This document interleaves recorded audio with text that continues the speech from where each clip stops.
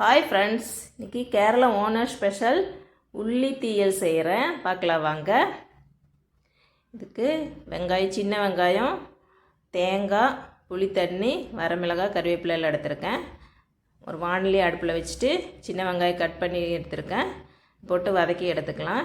எண்ணெய் விடாமல் கொஞ்சம் நேரம் வதக்கிக்கலாம். வதக்கி விட்டுட்டு அப்புறமா எண்ணெய் சேர்த்துக்கலாம். தேங்காய் எண்ணெய் தான் சேர்த்துக்குவேன்.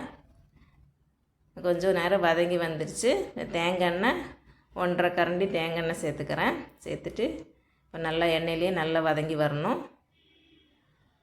இப்போ கொஞ்சம் உப்பு, தேவையான அளவு உப்பு சேர்த்துக்கலாம்.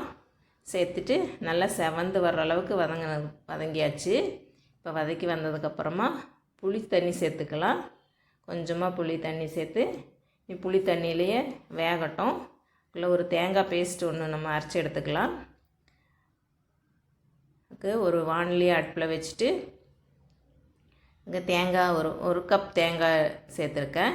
கொஞ்ச நேரம் வதக்கி விட்டுட்டு மல்லி விதை சேர்த்துக்கலாம். 1/2 ஸ்பூன் மல்லி விதை, வெந்தயம் 1/4 ஸ்பூன் வெந்தயம் சேர்த்துக்கலாம்.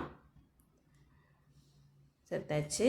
இனி வரமிளகாய் 4 வரமிளகாய், கொஞ்சமாக கறிவேப்பிலை சேர்த்துட்டு நல்லா வதங்கி வரணும்.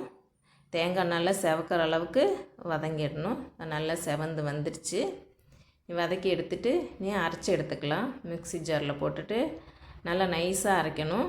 தண்ணி ஊற்றிட்டு நல்லா நைஸாக அரைச்சி எடுத்துக்கலாம்.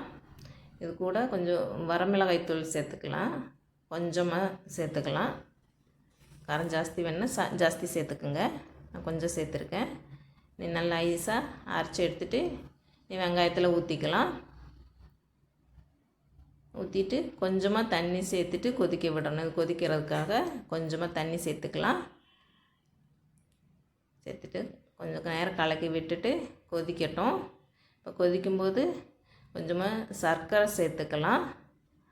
அது நான் நாட்டு சர்க்கரை கொஞ்சம் ஒரு 1/4 ஸ்பூன் சேர்த்துக்கிறேன். சேர்த்துட்டு நல்லா கெட்டியாக வரைக்கும் கொதிக்கணும். அது நல்லா வெந்து கெட்டி ஆகிடுச்சுன்னா நமக்கு தாளித்து கொட்டிடலாம். தேங்காய் எண்ணெயில் தான் தாளிக்கணும்.